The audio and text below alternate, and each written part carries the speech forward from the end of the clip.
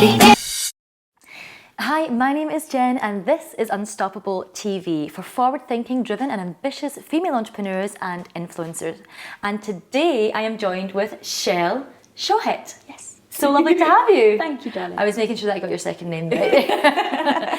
So Chelle, thank you so much for being here. You're welcome. You are, and I love this, a self-love stylist. Yeah. Amazing. On a mission to change the way that women and girls view and treat themselves inside and out. Yeah. So, love it. I love the title, it's so incredible. Can you tell us a little bit about your journey up until this point then? Probably Yeah. lots to squeeze in. Oh, lots. But I'll give you the highlights. 'Cause Amazing. it's easier. So if you go back to, I'm trying to think now, about 9 years ago, it was kind of a bit of a pivotal point. I have a background in fashion design. I'm a fashion designer by trade and a stylist, and I went through a whole emergency surgery. And I literally went from a girl who was size 6, tiny little waist, not a scar on her, to overnight being a size 10 to 12, hormonal, terrible problems because I had a huge ovarian cyst that ruptured. Oh my goodness, so what age were you? Really I was young? 26. So young as well. Yeah, I was travelling. I was in Dubai. Yeah. Oh my goodness, so far away from your family. I was really lucky. My now husband was with me, Okay. so I had emergency surgery, but I literally got left with a scar from hip to hip, and overnight I lost all my body confidence, all of my all the thoughts I had of myself and how I viewed myself, and you know, I burnt the candle both ends. I didn't really think about what I was wearing. I didn't have to think about how I was treating my body. I was so disconnected, but thought I was so connected at the time.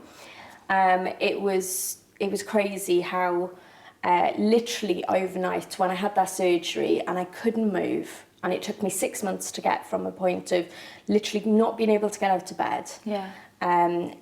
Total shock. I had a huge blood transfusion, so it wasn't just a surgery, it was a huge blood transfusion, intensive care, the whole 9 yards. And then I went on a journey from that point to kind of regain my self-confidence, the way I treated myself during that journey was so important. Yeah. I dipped, I had a huge depression just after that happened, where I hated myself. I couldn't even look in the mirror. And during that time, I was at my sister's and we were getting ready to go to a wedding, and I'm there saying, oh, I hate this, I hate that, I'm fat, I'm this, I'm that. And my sister's saying the same things. Now, I'm the eldest of 3 biological sisters, and she's the youngest, and she had a 5-year-old little girl at the time, and she's running round, not an ounce on her. And we're there, and we're both talking really negative about ourselves, saying how much, looking in the mirror and going, I really don't like what I see. And I'm sitting there hearing my sister say the same thing. And I'm thinking, that's exactly what my mum said when I was growing up. Really? To her? Like literally, I'm hearing what my mum used to say when I was that 5-year-old child. And I'm thinking, oh my God, we've both taken on that same language, we've both taken on that same view of ourselves. And within 5 minutes, my little niece was playing with her friend, and we both stopped dead on the landing because she's there with a feather boa and dressing up things, and they're looking in the mirror and they're saying, oh, I don't like this, oh, I've got fat legs, I've got a fat tummy, I need to go on a diet. And they're babies. And they're babies. Oh. And in that moment, it kind of It does, yeah. totally hit me that I didn't want to continue that line. I didn't want to continue that cycle. No. And it just started, that was the starting point of a little seed that was underneath. And so whenever I worked with, and I use the word work very loosely at that point, whenever I worked with, friends, family, colleagues at work, as I worked in the city at the time, taking them shopping, helping them get ready for events and things like that, I noticed more and more how they viewed themselves, and I would work with them, and I would coach them. I would take my coaching skills from my work placement and use it in the bedroom when we're going through their closet and when we're going shopping with them.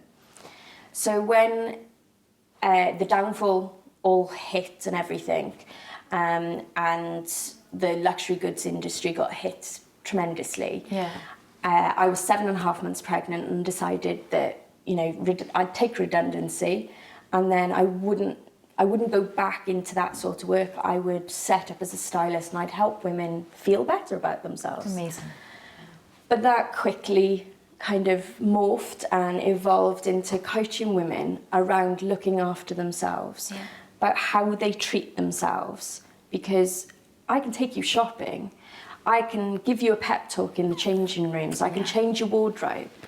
But if I'm not there, and you haven't changed the underlying beliefs and the inner language, of course, and you don't change how you view yourself and how you treat yourself, then it doesn't matter what I put in your wardrobe. If you still have that view of yourself, of that negative talk, that negative conversation going on, you won't wear those clothes. You won't wear the dress that you look spectacular with, because it works with your shape, with your colouring. And it brings out your personality, because you won't see yourself in that view. No. So I now work with women to bring that out, to bring that to life. And I combine the styling, the fashion design, but it's all underpinned with foundations. It's all underpinned with self-love and self-care. Amazing, which is so important. Yeah. Not just for businesswomen, not just for entrepreneurs, but every single woman. For each mother in us to pass on to our daughters and our 100%. sons. 100%. Because like my mother, she didn't do it willingly, she didn't do it knowingly. No. But the way she walked around her home, the way she was on a constant yo-yo dieting, the way that she was constantly putting herself down. Yeah. That we were sponges when we were 5 years old. Yeah, and it rubs off in some way, and you don't necessarily mean for that to happen, but... No, it's not a conscious thing. So I'm working with women to wake up that consciousness and to really make them view themselves in an amazing way, so that they can pass that down to the next generation, because we owe them that. 100%. I was actually reading the other day something about there was a lady who was saying that she calls her daughter pretty and beautiful and all those things. I've tried to now change that a little bit to more things like you're clever, you're brave, you are you're working strong, hard on that. Yeah, absolutely. But I don't think there's anything wrong with saying any of that stuff. No. But this lady was basically getting a bit of a hard time, you know, because she was saying that her daughter's pretty, and this other woman was like, you shouldn't call her pretty. I think you should be calling your daughters whatever you want to call them, but making sure that they understand that they are strong little individuals, and they're powerful, and they are pretty and they are beautiful, but they're also clever and intelligent. It's the whole package. It's the whole other side. Yeah. And it's really, really important that they know that they can do whatever they want to do, and that they can access whatever they want to access, and they can become their whole selves. Yeah. And whatever they want to be. Yeah, exactly. Whatever they want to be. And there's so many women out there, just like I was, 9-10 years ago, thinking that I had to fit into a mould. Yeah. And you just don't. And you don't. You need to become, and it's my biggest passion and pleasure in life, is seeing these women absolutely break these moulds and blossom out and become, the rock chick they truly are, or the goddess that they truly are, and truly enjoy those moments where they're truly themselves, because our clothes are a representation of their true personality. It doesn't need to be fashion. I love fashion, don't get me wrong, I am a fashionista. I love London Fashion Week. I've worked there, I've done it, I've been to Paris, Milan, I've done all of those. But true style comes from within. Yes. It's the moment you wear, before you even wake up in the morning, it's how you view yourself. Because a woman wearing a true smile, genuinely, you know, you love the word queen and you talk about queens all day long. And I truly think it's the queen within us. Yeah. When that is unleashed, when that is embraced, then you've got a truly powerful woman. Yes, 100%. Love it, love it, love it. So what you're saying is just resonating. It's absolutely amazing.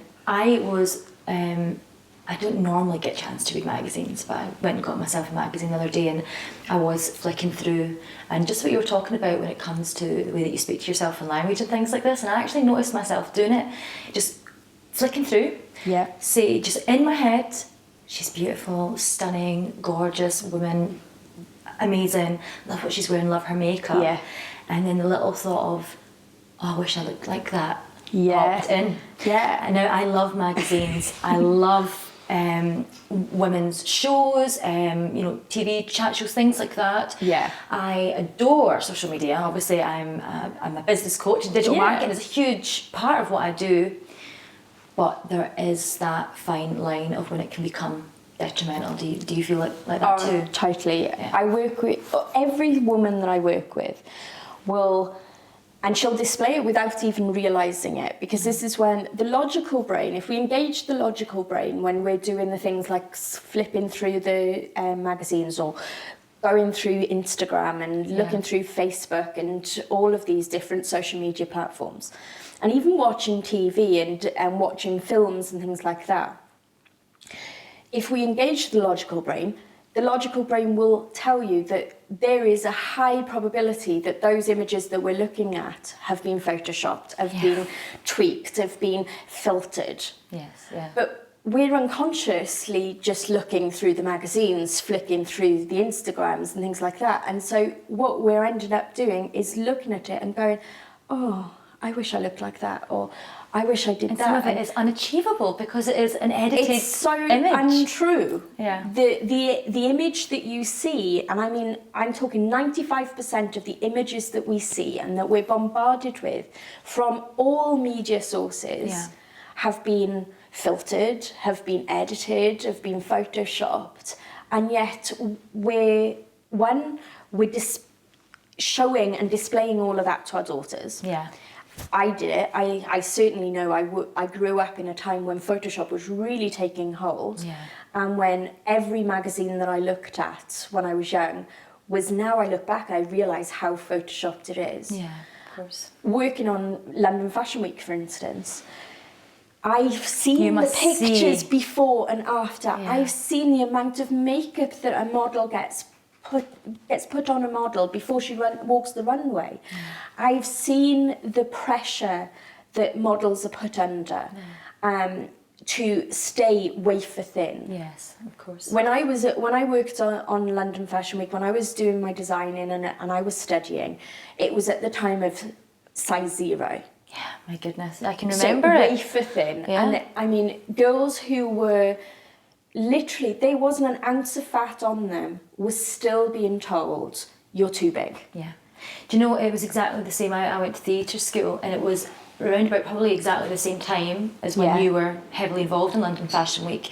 And it was very much about how what you weighed, what you looked like, your height. In fact, there's still always, especially for like chorus girls and certain Broadway shows and things like that, there is actually a height requirement there. Yeah. And I was actually saying in a previous episode, that was one thing that I wanted. I wanted to be taller. It's like, it's never going to happen. I'm never going to be taller unless I wear heels. Yeah. And that's it. Yeah. But I just feel like there's a lot of work to be done there still. There Isn't really there? is. We're getting there. We're getting there. There's change. But it's slowly coming. I mean, there's lots of talk, especially this year of the woman. Yes. There's lots and lots of talk about, you know, how we treat each other, how we treat ourselves, how women are being seen and viewed. Yeah. But we need to go right down to grassroots. We all need to take responsibility of how we speak to ourselves. 100%, yeah. Because how we speak to ourselves is indicative of how we speak to others. Yeah. And how we interact and have relationships with others. Because your relationship with yourself is the first and foremost, most important relationship you can ever have. Yeah, definitely. It changes everything about your entire life, doesn't it? And it filters out to everything. You do, yeah. When I talk about self-love, if you love yourself, you can love others. It's like the cup and saucer analogy that everyone talks about when you're talking about self-care. Yeah. You need a cup, your cup needs to be overflowing into your saucers before you can serve others. Yeah. It's true of every relationship you need. If you don't love yourself enough to the point where you're overflowing, then you can't truly love others. I wouldn't be the best mum, I wouldn't be the best wife, I wouldn't be the best business person, coach, mentor, speaker, any of those roles that I thoroughly enjoy. I wouldn't do them unless I loved myself enough. It's so true. To do it. It's so true. And when we've just been talking about that there as well, and the way that other women also speak about each other is a huge thing. Yeah. I won't mention names, but there are certain talk shows out there that have women on them, and they pick apart other women for their choices, for their decisions, for what they're wearing in a magazine, what they look like, how much weight they've put on or lost. I just feel as if it's time to get over that. I'm all for women empowerment. I'm all for women's chat shows and things like that. Yeah. What I'd love to see is collaboration and support and 100%. you know, every now and again, I know the talk shows you refer to, they will have someone on their panel who'll say, hang on a minute, but this isn't true and I don't stand for that. And my heart bursts when I see that. And it's like, amazing, thank you for standing up and going, Thank you. Yeah. I'm not about to tear a woman down here for whatever reason. Because we should be supporting one another. We should, and we never know the circumstances sometimes that another woman is going through to get them there. And it's again going back to that kind of whole judgment thing. And you know, sometimes you're feeling judged or you're judging others without knowing what's happened that day to that woman, what's happened in the past few weeks, months, years. You know, before you even have a consideration or thought about another woman. Exactly. I think we need to stop in our tracks and just go, hold on a second, I wouldn't speak about myself. Well, I would hope that I'm starting to not speak about myself in that way. Why on earth would you think that about another woman? And stop it dead, you know, in its tracks. So I'm very much with you when I want to see less of those kind of programmes and more, I suppose, of Unstoppable TV. It's a bit cheesy me saying, but a little bit more of women coming together and empowering and helping women rise up instead of trying to pull them back down. Yeah, totally. That's it. We have to show women that they can be a whole of themselves. They can be empowered and they can hold themselves up and they are more than capable. Yes. Yeah. You know, they've got the strength. The strength has always been inside of them. It's that's just the thing. Finding it. And I think that unfortunately we've grown up in a world where everything has been external. Yeah. So we've grown up, especially me and you, we've grown up through a period where everything's out there. So everything that we do is about external gratification. So it's about earning that amount or attaining that award. Very materialistic. Yeah. I have met countless women that have achieved it all. And I mean, these women have amazing corporate businesses. They're amazing corporate, they've climbed the corporate ladder right up to the top. They're lonely, they don't know what they like. They go through, and I had this conversation with one lady, and she's now 52 years old. She's worked since she was 20 years old in the corporate world. She's climbed all the ranks right up. And when she came to see me, she really didn't know who she was. That was what, she sat down with me and she goes, Chelle, I don't know who I am. I have this wardrobe. This woman that I have here is the strong, powerful career woman, but who is the actual human within the woman almost. And it played out in her wardrobe, which is why I still bring the stylist in. Because really it's your wardrobe tells you a lot. So she had a corporate wardrobe, which someone shopped for her, and they didn't interact with her. They literally dressed her and told her that's what you should wear and that's what you will wear for this meeting, that meeting, so on and so forth. Because that's what her corporate bosses believed, that's how a woman was to be perceived. And so they paid for that service with a particular stylist service, and they did a great job. They made her look amazing. Yeah. Problem was that she literally had to put on a face and get into a very negative and a very masculine energy when she put those clothes almost. Exactly. Right, okay, yeah. Which had taken its toll on her. Yeah. And emotionally, she felt totally disconnected, and she was at home, and she really, really was starting to slip into some sort of depression, and she felt totally, totally disconnected from herself.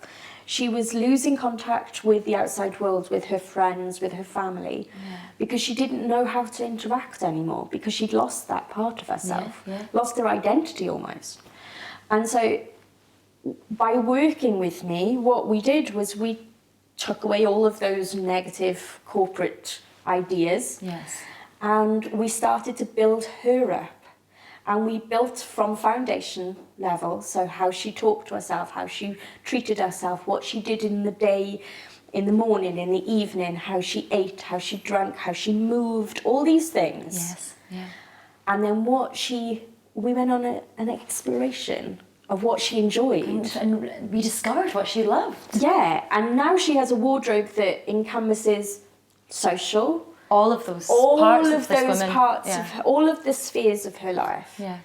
And she even found out that she was a rock chick at heart. I love it. Right, and she never had anything leather or anything in her wardrobe. Yeah. Right? But I noticed one day when I was out shopping with her, I was like, I think you need a leather jacket. I really think you need a leather jacket. And she's like, okay, I'll try one on. I've never tried one on, I'll try one. And she put it on, and I swear to God, her whole demeanour changed. Her whole face lit up. And her body just, like, she became a queen. Yeah. She became this woman that was regal. She became this woman that had total confidence. And she stood there and she was looking in the mirror. And it was just, I was like, okay. So I started, now I'm thinking in my mind, okay, I've found something here. This is something that we've not experienced before. Right, where are we going to take this? And so we made a decision that we were going to go for shoes next. So she never put on a pair of, like, boots, like flat, bikery type boots on before. And I thought, okay. So I put on a little bit of rock music on the iPad, and I was like, right, I want to try those on, and I'm going to chuck you these boots, try those on. Now, she's only used to high heels, really, really structured high heels. And she goes, how do I wear these? I go, no, just try. And she put them on, and she put a pair of skinny jeans on and this jacket on. She was like, oh, I like this. I like it. Love it. Turns out that leather was her golden thread.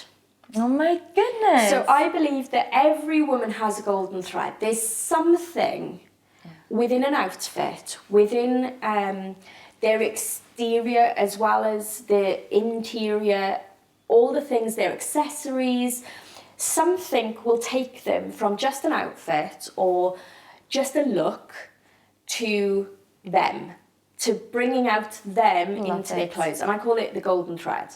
And for this woman, it was leather. And when we went back to her corporate wardrobe, it was great. It was lots of fabrics that she loved. It was lots of colours that she loved. But there was something missing. And being a designer, I can see what's missing, and it was the leather. Yeah. So I had leather put inside her pockets. I had leather put down the side of her trousers. I had leather lapels put on. I had leather bits put on, lots of different items. So when she felt like she needed that grounding, when she wanted to go and lead a meeting or really start to stand up for herself in that corporate boardroom and go, you know what, no, things have to change, and I'm not a puppet anymore. Yes. She would hold her belt, she would put her hands in her pockets, she would hold her lapel. Something so small, small, so powerful. But it connected her to her. Yeah. So clothes are a great tool in self-love, because you can use them to help you ground yourself, you can use them to help you grow. you can use them to help explore different aspects of your own personality. She discovered a whole new genre of music she loved. She discovered a whole new nightlife area that she loved. She goes to concerts now. She, and she has been headhunted by other companies, and she's now in New York. And she's like 3 tiers further up the ladder, but she's loving life. It's the most important thing. And so now she has a life. She's not just this corporate horse. Yes. Going up the ladder and having her strings pulled. Yeah. And she'd gone a long way. She'd managed to get a really long way up, but she wasn't her. Oh, amazing. Such a beautiful story. And it just, it was from that I have kind of evolved and used this, and now it involves a lot more of the foundational stuff, a lot more exploration of a person's personality and really building up on it. And it's never ending. So my clients will go through it, and then eventually they'll come back. And I've just had a phone call yesterday from a client that I worked with 2 years ago, and they come back because they're at that level where they're going, I want to learn more. Yeah, I want to learn more about it. I want to bring this out. I've discovered this about myself. I want to bring it out and embody it more. Amazing. Just empowerment all the way. It's fantastic. And imagine what that hands down to the kids. Yes, exactly. They'll get to see their mother in a completely different light. Happy, loving life, confident, without the negative self-talk. So important. And value. And value. Oh, love it, love it, love it. So, what would you say is actually your biggest inspiration? So, when it comes to fashion, absolutely, I'd love to know that. But also when it comes to your business. Okay. So fashion for me, I was lucky enough to be around at the time of Alexander McQueen. And he had his challenges, he had his demons, but oh my God, he was such a creative master and mind. And fashion-wise, him and even Victoria Beckham and her story stuff is and just her incredible. Style is amazing. And I love the journey she's been on to embody this. And how hard that must have been to go from music industry to such a well-respected designer. Yeah, I mean, she is up there. That's it. She totally has absolutely nailed it, hasn't she? Totally. But I can remember at the time when there was that switch over. It was again the women. Oh, how negative they were. But she's a singer. Yeah. It's almost like this parallel universe of the fashion industry. Oh, totally. And then now look at her. It's so inspiring. And I love her journey of where she's come from, and she never forgets that. Yeah. And though she has this persona, when you meet her in person, she's so funny. Yeah. And it's Alexander McQueen was so, he really did dig into himself. He never always dealt with it in the best way, and I've learned so much from his journey and where he got to. Yeah. And found it too hard to go any further. So he's an inspiration for me on lots of levels of where you can get to if you don't deal with your demons. Yeah, of course. And change those languages and change those thought processes and things. Yeah. So he's definitely a huge inspiration. And I'm one of those women who I literally get inspired by my clients blossoming. Yeah, I'm so lucky to have clients who literally, when they crack that mould and they start to blossom, I get so inspired and it gives me another kick on. Yes. And I get inspired by my little boy, because I see the world through a whole new spectrum of colours and through a whole new view with him. Yeah. So.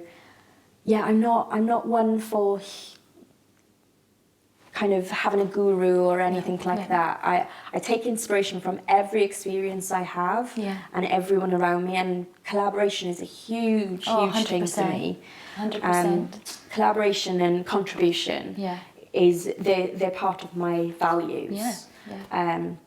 So I find, working with women to make a impact, to working with women to change something. So and that feeds into my mission. So yeah, I take inspiration from lots of places. Awesome.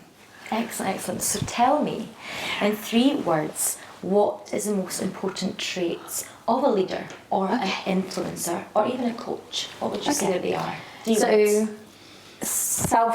I'm going to give you 4 words. Yeah, do it. But self-love. Of course, yeah. Because if a coach can't love herself, Yeah. and this goes for leader, speaker, coach, if they don't genuinely connect and love with themselves, then, like I said before, it completely underestimates and underpins everything. Yeah. So if you're looking in the mirror and you're literally looking at yourself and having a hate party between you and yourself, you can put on this mask like that woman did for a long time, but eventually it will crumble because it's not on solid foundations. Yeah.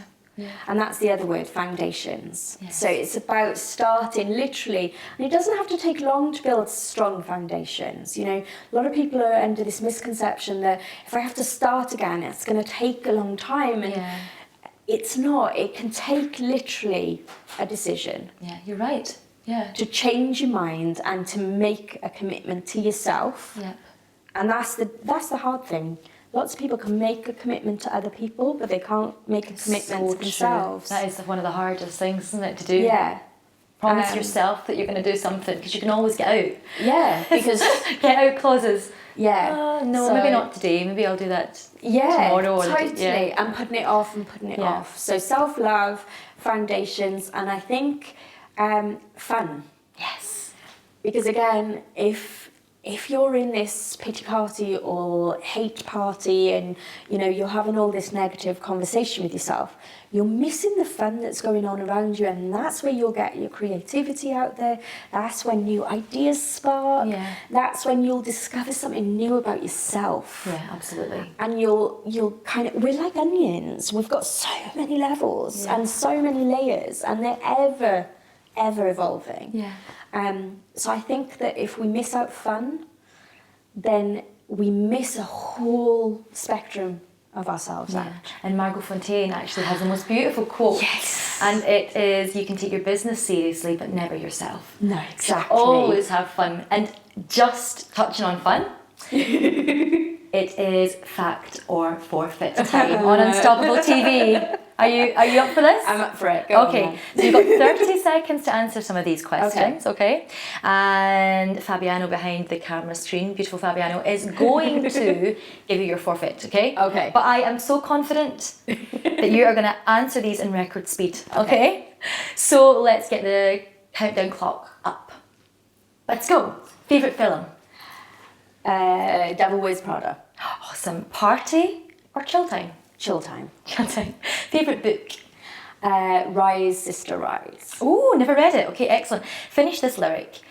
When the working day is done, oh. Girls just wanna have fun. How amazing, as if we constructed that whole thing, which we didn't, I promise you. Women or queen? Queen. Every time. Every High five. single time. Every time. Listen, thank you so much. It's been a pleasure. Can you tell everyone watching today where they can find you, Chelle? So if you'd like to speak with me or discover more about yourself, come on over to chelleshohet.com. So www.chelleshohet.com. Excellent. Thank you so much. It's been an absolute pleasure to have you on the show. Thank you. Thank you so much for everyone who is watching again today. I really appreciate it and hope you had fun. Remember to click the link below, and that will take you through to the website where there's lots of awesome free resources and of course a little bit more about Unstoppable TV and what we do here. Have the best day or evening wherever you are in the world. Thank you.